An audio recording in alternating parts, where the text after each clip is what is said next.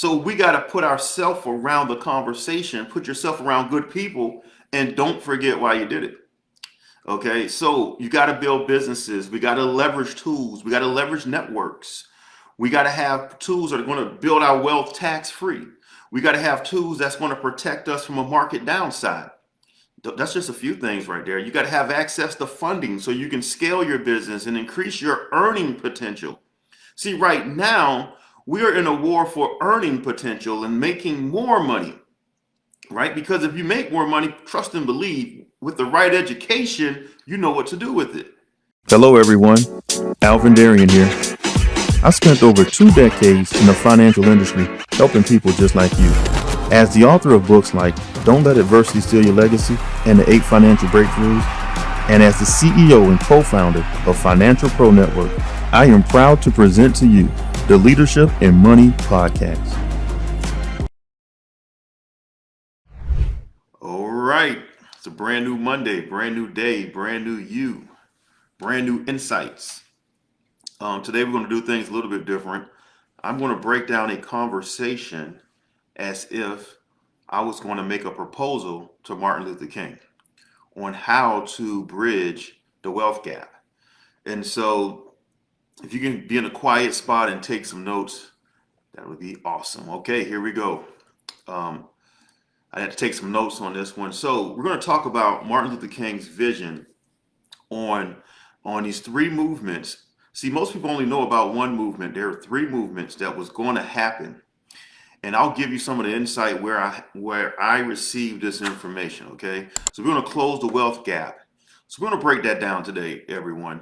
Now, happy Martin Luther King Day to everybody out there. You know, when you hear leadership, when you hear philosophy, when you hear the words like servant leader, and when you hear the words like civil rights movement, Martin Luther King name comes to mind, right? He wrote a few books, and some people wrote a bunch of books on them. So we want to break down 2 books. The 2 books we're going to break down will be a Testament of Hope, and the second one, towards the end, this is probably the thickest book I ever read in my life. It's 600 pages, but don't worry, you don't have to read 600 pages. I did the reading for you already. And, it's called Going Down Jericho Road. And so when you put those 2 books together, you can really come up with the ultimate plan. And I'm going to summarize it for you. So it just wasn't for civil rights movement. It was 3 major movements that we're going to talk about tonight. So think about leadership, think about money. This 2 is very important.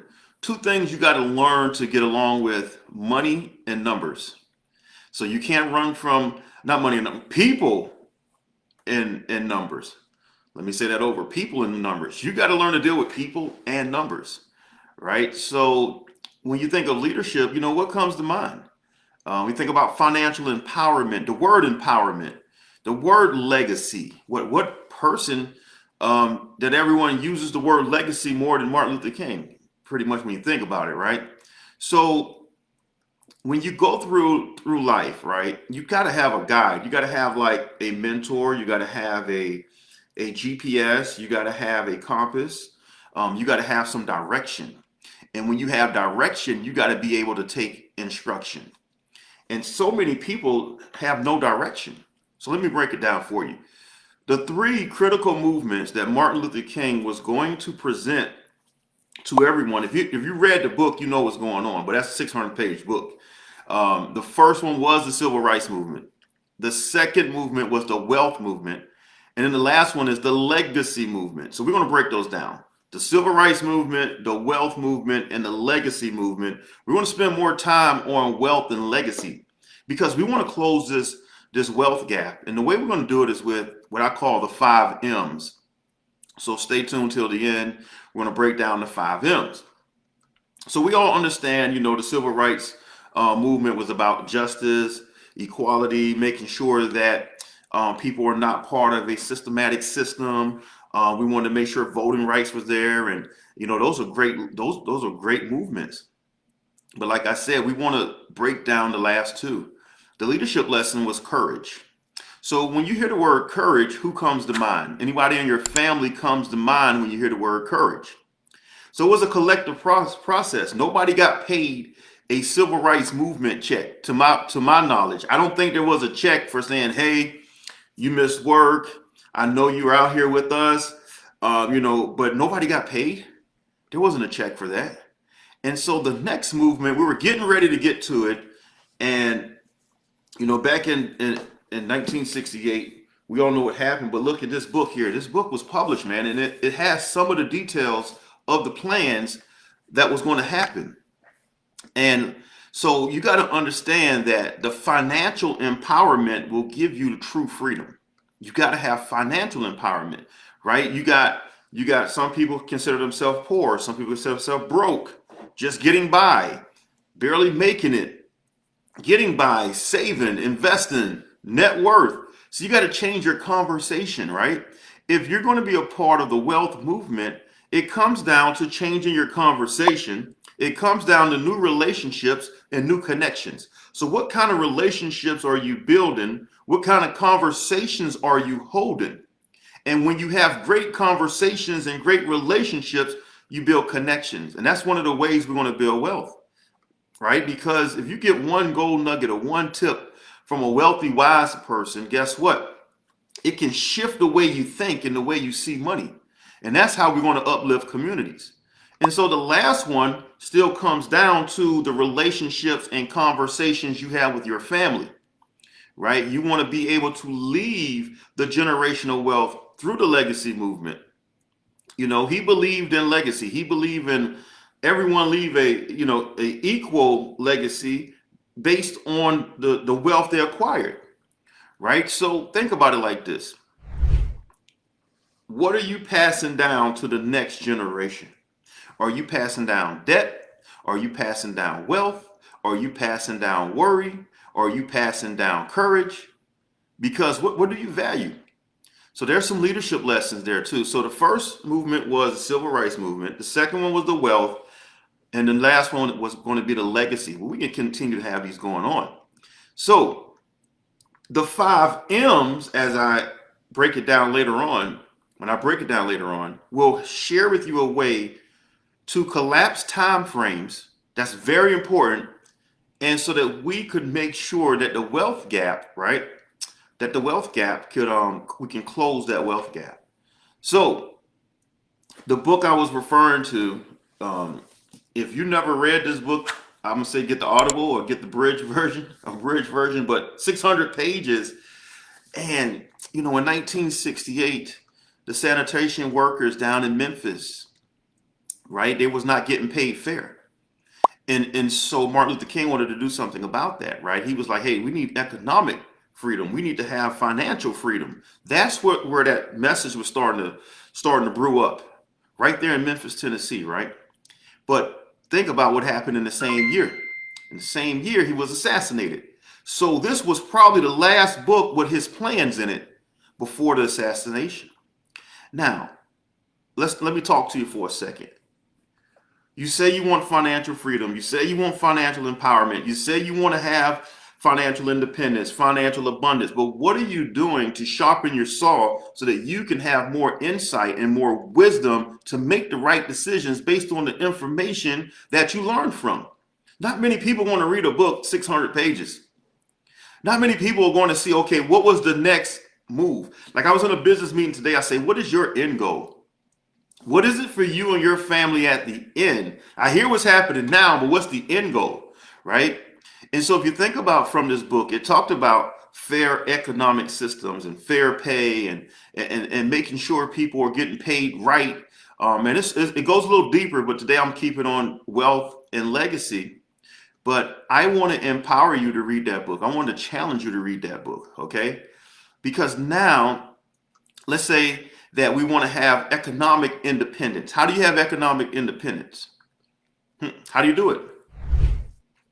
It comes with small groups. It comes with conversations. It comes with power lunches. It comes with networking. It comes with ideas. Think about a country club membership costs what? I was in one country club and I was a guest. They thought I worked there, but back in the day, but it was $100,000 membership. And so my mentor, Gary, at the time, he invited me to go with him to the Standard Club. And I was in there just kind of looking around like different conversations. So we got to put ourselves around the conversation, put yourself around good people, and don't forget why you did it. Okay, so you got to build businesses. We got to leverage tools. We got to leverage networks. We got to have tools that are going to build our wealth tax free. We got to have tools that's going to protect us from a market downside. That's just a few things right there. You got to have access to funding so you can scale your business and increase your earning potential. See, right now, we are in a war for earning potential and making more money, right? Because if you make more money, trust and believe, with the right education, you know what to do with it. But if you're barely making it and don't have the education, what happens? There's a demand for financial literacy. There's a demand for financial wisdom. There's a demand for income wisdom. You know, people always say, "Hey, man, can you give me some advice?" I'm like, "Hey, stop right there. I'm not going to give you any advice. I'm going to give you some wisdom." Right? We got to escape the mindset of poverty. We got to escape the mindset of just getting by. Right? And it all starts with education, everyone. So when you're building wealth and creating generational legacy, make sure at your kitchen table you talk about some of those things. Make sure that your children and your grandchildren pick up those little gold nuggets. I was so fortunate at a young age. My dad, you know, he worked at the post office. He retired from the post office. He also served in the military as well. But he would show me and my brothers a check from the post office, and he would break down overtime, and he would break down how many hours it take to make the kind of money he was making. And so here we are, 10, 11, 12, learning, right, about money from a perspective of a man working overtime, and show you when you don't work overtime what happens. And so we got a good feel of what it takes to run a house, right? And my mom was a school teacher, and I can tell you what, my dad was getting paid every twice a month. Mom was getting paid once a month. And then she sold Avon on the side for extra cash flow. So I picked up on all of those things, right? Another key to leaving legacy and leaving generational wealth is life insurance. We don't want to talk about it. It's called life insurance, not death insurance. The living insurance, the living benefits. The best way to pass down wealth, right? One of the best ways is through life insurance. And some of you know that I partnered up with Master P and co-authored the book. It's out there on Amazon right now. And you know how he started No Limit Records? One of the keys, wasn't the only one of the keys, he got a death benefit. It was a check paid out. There's more to the story. I just kind of want to tell you that. Another way is real estate. You need a family house. You need a place where the family can go and gather, not just for food, but for information and wisdom. So where's the next place your family will gather and we talk about these things, right? You got to have cash reserves too, right? You got to build up money that is accessible and liquid. There's a difference. You may have a liquid fund, but you can't get to it in like 3 to 4 days. Accessible means you can get to it right now. So you need both, right? Creating generational wealth. There's different phases. There's accumulation phase, and then there's distribution phase. So many people only get excited about accumulation, but distribution is one of the keys. So let's say, for instance, and leadership, right? You got to have leadership empowerment. Are you becoming a better leader for your family, for your church, for your community? Are you becoming a better leader? What are you doing to enhance your leadership style? Some things to think about, right? You need more education. When I say education, not just in the school system, I'm talking about maybe the right webinar, or maybe the right seminar, or maybe the right conference. You got to have community. You got to have networks in your community. You got to provide mentorship, and you have to be a mentee, right? So I love when I'm the mentee because I get to learn, and I love being the mentor. But you can't just stay in the middle. You got to go and help somebody, and somebody got to go and help you. Now, I may go over just a little bit, but I want to tell you this. And when we max out communities, everyone, we max out conversation, when we max out effort, great things will happen at the end. Great things will happen. So let's say, for instance, if I were to have a talk with Martin Luther King, and he said, "Hey, Alvin, what's the plan? What is your idea for closing the wealth gap? You read most of my books and biographies, and you see the angle I was going after the civil rights movement.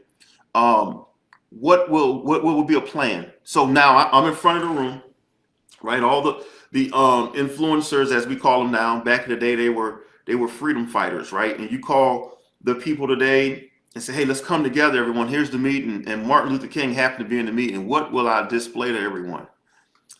So this is what I would propose. I would say, everybody, the first thing we need to recognize is what I call the 5 M's, right? The 5 M's to building wealth and closing the gap.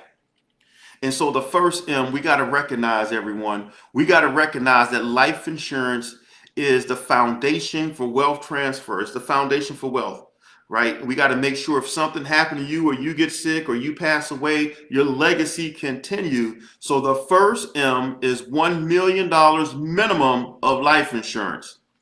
So what's the action steps? Hey, we want to do a review. Make sure that each and every one of you, your leaders here, your influencers, you want to have at least a minimum of 1 million. I don't know if it's going to be perm or term, but we need to have a million total. And so the next M will be $1 million business, right? Now we want to make sure you have a business. You're on track to building a business that cash flows $1 million. So if we don't build a business while, let's say something happened, you don't build the business, the life insurance million kick in. But let's say you build the $1 million business, now you have both, right? So you got to have systems, and you got to be able to scale, and you got to be profitable. So you have the people run the system, and the system run the business, and the business produces $1 million of cash flow, right? And so we want to scale your business, have the right team, have the right personnel. So while you put that plan together and you're building it, the next M will be $1 million of funding. You need a minimum of $1 million of funding, business funding. You need some leverage. You won't be able to do it yourself. Every time I get in the presence of a billionaire, I have a few questions that I go to. And one of the questions was, did you raise capital or did you get funding? And every one of them told me yes. See, you got to have access to capital. So the third M is going to be business funding of $1 million. So how do you take action on that? Number one, you get your personal credit in a good place, 750 or more, right? You do your research on your options for you. You get your cash flow up so you can prove you can pay back for the leverage. That leads me to the fourth M, everyone. I truly believe if I were to talk to Martin Luther King and his leaders with this 5M plan, I truly believe that the fourth M is one of the most important ones. They all are important, but the fourth one is real estate. You need $1 million of real estate. You can count your primary residence. Remember, we need a place to gather to spread information and wisdom and education. You need a place to live too, and a place to eat. But you need $1 million worth of real estate in your portfolio. Half can be your home, or a fourth of it can be your personal home, and the rest of it can come from real estate investment. Which leads me to the last one, is the hardest M to get, is $1 million in cash reserves. Just give you a peace of mind. Just give you liquidity. Just give you freedom to choose, freedom to move in a way that you're not moving off pressure or off somebody else's demands, right? So what are the 5 M's again? And of course, you know me, everyone. I'll have a PowerPoint all laid out for them, and I'll show them exactly what we're going. I think Martin Luther King will sign off on it.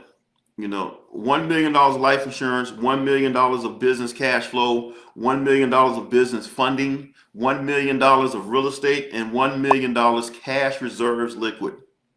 So you got to commit to the 5 M's if you're going to close the wealth gap. I didn't say knock the 5 M's out next week, but at least have a plan and a goal. Like I said, from this book right here, the 600-page book, and the other book, some other books, that's how I came up with this, right? And so it's a strategic approach that everybody can do. You want to start checking off your 5 M's. We're going to have master classes coming. We're going to have webinars coming. We're going to have worksheets, downloadable PDF worksheets that you can start having family meetings. We're going to have the agenda on there, how to run the family meeting, how to break down the 5 M's. That's coming soon, everyone, because we got to live out this dream, right? It's not just about the civil rights movement. We got the wealth movement and the legacy movement. You're part of that. You're making history right now. So what are your action steps? Call a family meeting. Start working on one of your 5 M's. If you want to schedule a 15-minute with somebody on the team, please do.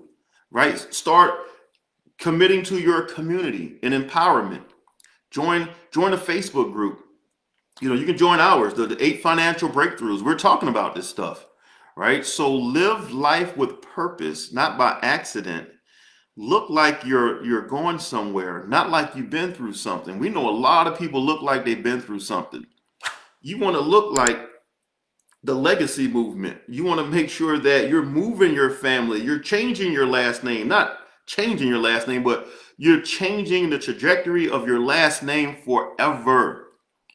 And everyone, I'm so glad to be here with you, and thank you for your time. Hopefully this 20 minutes can go viral. Share it with someone.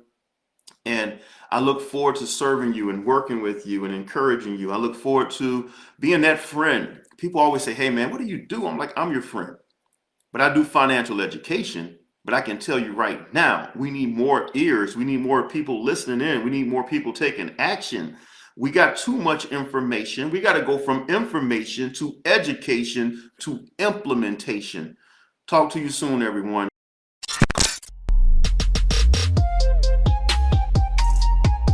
Thank you for your time today. Have a productive day and not a busy day. To all the world champions and first-generation millionaires, I will see you at the top because the bottom is too crowded with excuses. Make sure to like, share, and subscribe. Take care and God bless everyone.